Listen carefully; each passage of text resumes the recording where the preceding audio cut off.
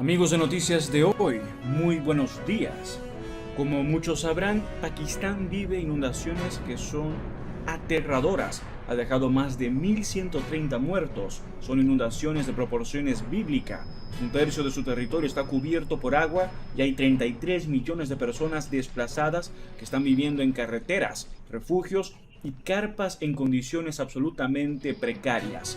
Veamos qué dicen los expertos. Vamos a ir a conocer el análisis internacional de Raúl Sor, que va a tocar una variante climatológica, como les dije antes, pero también va a tocar una variante política muy interesante en torno a un país que de repente como que se lo mira a huevo y sin embargo tiene características bien especiales como para que se ponga mucha más atención en Pakistán. Raúl, ¿cómo estás? Hola, Fernando. Sí, Pakistán ha sufrido inundaciones bíblicas. Un tercio de su territorio está cubierto por agua y, bueno, hay 33 millones, es decir, varios países latinoamericanos juntos de personas desplazadas y que están hoy día viviendo en carreteras, en refugios, en carpas, en condiciones absolutamente precarias. 33 millones realmente es una cifra de personas, de seres humanos, es una cifra difícil de manejar, pero eso es lo que ha ocurrido en Pakistán, un país que, por otro lado, tiene armas nucleares, es decir, han invertido una cantidad importante de su presupuesto lo han destinado a los militares, entre otras cosas porque los militares tienen una enorme gravitación política y ellos aseguran una buena porción del presupuesto nacional que en algunos años ha oscilado entre el 6 y el 7% del Producto Interno Bruto del país, se lo acaparan los militares y en parte esto responde a la situación tan compleja que tiene Pakistán, que tiene una gran insurgencia, una lucha independentista en su seno, en Baluchistán.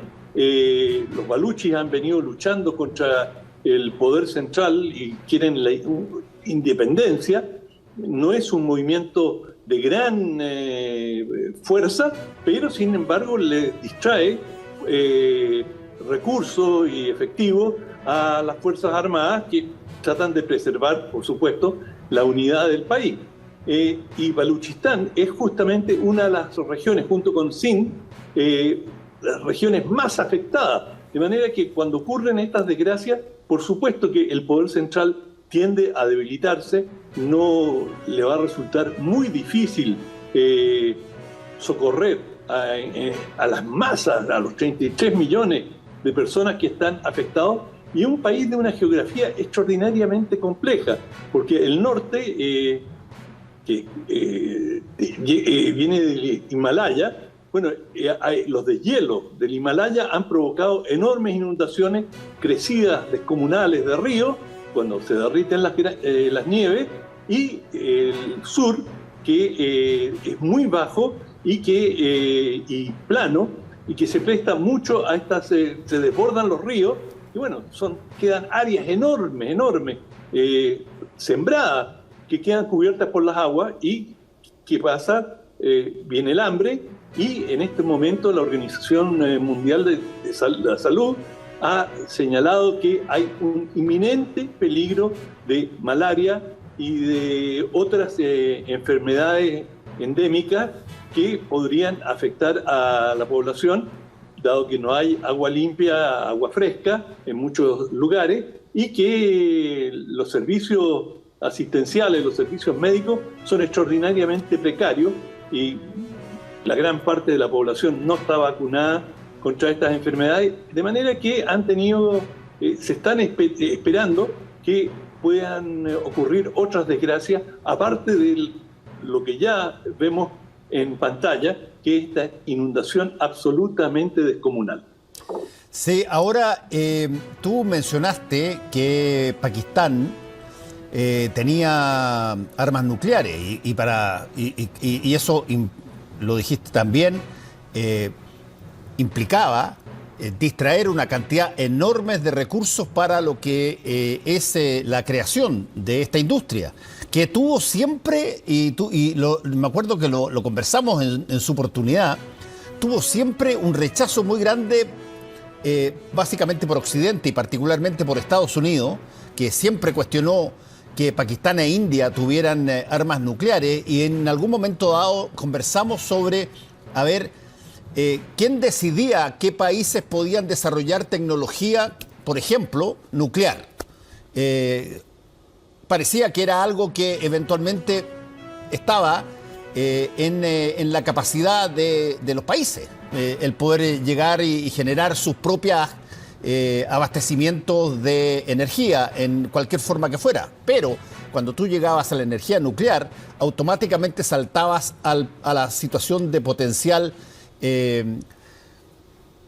país con capacidades de destrucción militar en lo nuclear, y Pakistán era uno de esos que siempre se peleaba con la India, pero ambos tienen armas nucleares. Exacto, y eso, digamos, Estados Unidos y el conjunto de Occidente trataron de evitar habían tratado de no proliferación de armas nucleares, y dentro de ese marco sancionaron y presionaron económicamente a muchos países para que no desarrollaran esas armas, potenciales armas nucleares. Esto se hizo sentir muy fuerte en América Latina, y Brasil recibió las presiones, y Argentina, y finalmente y afortunadamente ninguno de estos dos países ha desarrollado armas nucleares, porque el arma nuclear no solamente tiene una efectividad militar, es un país que tiene armas nucleares se siente bastante invulnerable, porque la capacidad de respuesta es descomunal. Pero a la vez las armas nucleares dan un cierto estatus, y eso es un estatus que les permite aspirar o les da una gravitación en los asuntos internacionales. Bueno, como China tiene armas nucleares e India se sentía amenazada o quería una cierta paridad militar con China, desarrolló sus armas nucleares, y Pakistán, que ha tenido tres guerras desde 1947 hasta ahora con India, por supuesto dijo, nosotros no nos vamos a quedar fuera de esto, y esa es la lógica de la proliferación. Si tu vecino lo tiene y tú tienes malas relaciones con tu vecino, tú vas a querer equiparar aquello que tiene el vecino, pese que India es una potencia de cara a Pakistán. Pakistán realmente es un país pobre con enormes falencias, y por lo tanto, por decirlo en forma pintoresca, es un país que está saltando más arriba de su ombligo al tener una capacidad nuclear. Pero dicho eso, Pakistán juega un rol importante en el tablero geopolítico asiático, porque Pakistán fue determinante en la lucha de los talibanes en Afganistán. Estados Unidos utilizó a Pakistán como una base para respaldar a los talibanes en su momento, y con ello lograron, y sobre todo con los mujahideen, antes de los talibanes, lograron derrotar a la Unión Soviética, que había invadido Afganistán. Y Pakistán fue la base desde la cual Estados Unidos operó, y tenía un instrumento que es el que tiene la batuta en Pakistán, y es el ISI. El ISI es el servicio de inteligencia de las Fuerzas Armadas pakistaníes. Digo Fuerzas Armadas porque las Fuerzas Armadas son o han estado en el gobierno o están detrás del trono, pero la única institución sólida, fuerte, coherente en Pakistán son los militares, y los militares determinan quién gobierna. A veces han gobernado ellos, la mayoría del tiempo desde 1947, que son un país independiente, la mayoría del tiempo han gobernado directamente los militares a través de sucesivos dictadores, o son civiles a los cuales se les permite gobernar. Y cuando un presidente civil, como el último, Imran Khan, tiene una disputa con los militares, bueno, deja de ser presidente, y los militares se asocian con alguien que está dispuesto a hacer lo que ellos quieren que se haga. Oye, de manera que tiene una situación institucional muy, pero muy precaria. no hay que olvidar también que Pakistán es el lugar donde Estados Unidos llega a matar a Osama Bin Laden, el líder de Al Qaeda. Eso ocurre en Pakistán y hasta el día de hoy yo leí un artículo hace mucho tiempo en un diario, en una columna en uno de los diarios estadounidenses, que todavía había gente tratando de sacar, de reportear cómo se produjo la connivencia, si tú quieres, de las fuerzas estadounidenses que llegan a matar en Pakistán a Osama Bin Laden. Y ahí hubo una situación bien tensa en un momento dado, ¿o no, Raúl? Efectivamente. Y bueno, Osama Bin Laden estaba en Pakistán, porque Pakistán es, imagínate, para dar una idea, la capital se llama Islamabad. Islam, es decir, es diríamos, es el país uno de los países más identificados con el Islam. Y Al Qaeda, por supuesto, es una organización islamista por definición. Y en Pakistán, los militantes islamistas han tenido manga ancha, han podido operar distintas organizaciones. Y, por ejemplo, uno de los conflictos importantes que tiene Pakistán en el norte, por la provincia de Cachemira, que la mitad está ocupada por India y la otra por Pakistán.